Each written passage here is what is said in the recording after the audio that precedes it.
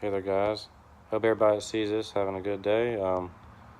Today I'm going to introduce you all to my project. It's a 1999 BMW M Roadster. I've had this car for a pretty good while now, but the engine lost oil pressure about 3 years ago, and the car has actually been sitting up ever since. And anyways, I decided to LS swap the car, so I'm going to show y'all what I got going on here. Here's the car. I got the subframe down, just right down there. Got the engine taken out, sitting right here. Transmission is attached. As you can see, I pulled the engine and transmission with the front clip still on the car. It wasn't too hard. Had the car sitting up on jack stands.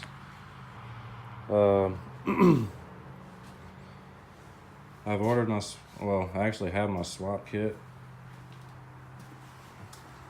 sitting right here. These are my motor mounts right here. This is my radiator plumbing. This is my transmission cross member. All this stuff came from CX Racing, and it's pretty nice.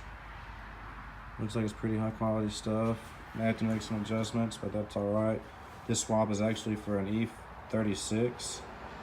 I have an M Roadster. I contacted them.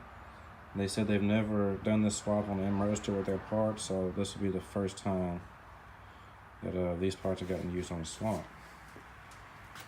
The car is pretty nice. Let's see, right.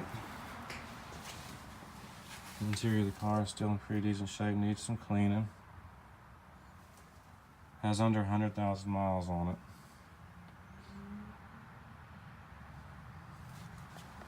Convertible, I have to order my headers.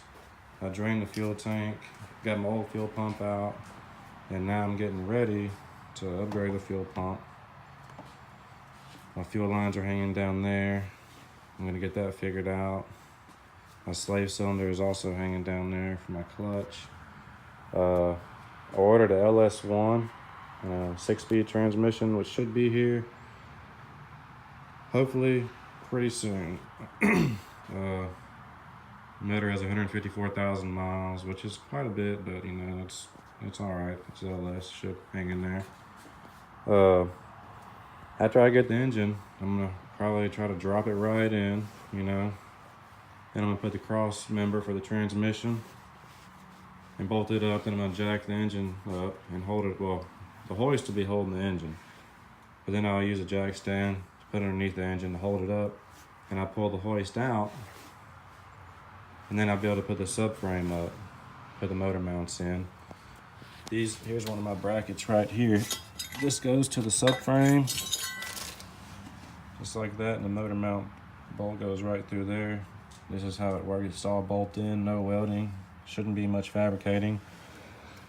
I've got a feeling the headers may hit this brake line here, maybe the ABS pump, and if it does, we're gonna have to make some adjustments, but that's all right. But overall, it's a really solid car. It's a nice car.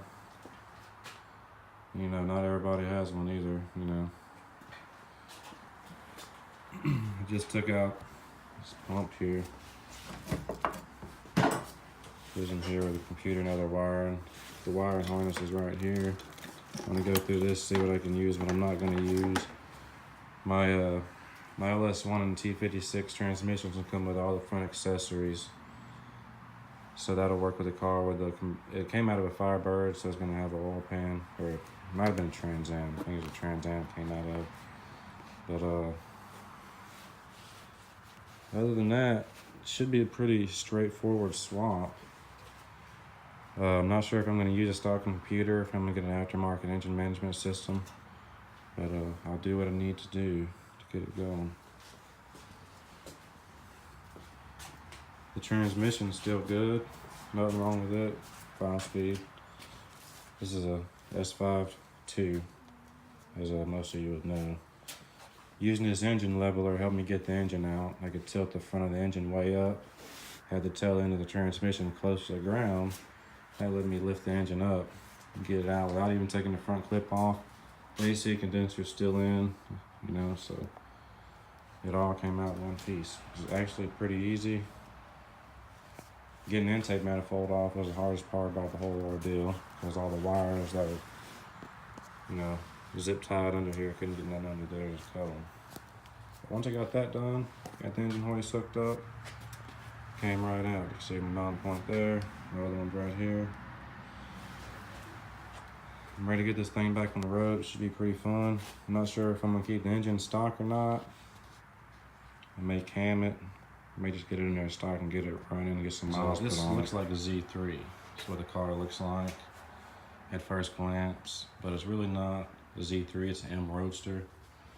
And here's some ways you can tell the difference between a Z3 and an M Roadster. Most people, if they saw an M Roadster, they would probably just think it was a Z3 unless they really knew what they were looking at. But I'm gonna show you how you can tell the difference. First of all, an easy thing to see is the rear fenders are flared out. Another thing is it has quad exhaust. Quad exhaust so the engine can breathe better. Another visual is the M badge. There, got one on the back too, you can't see it from here. Inside the door, says M Roadster right here. The car doesn't say the Z3 anywhere on it. Another thing, you can go up here in the front.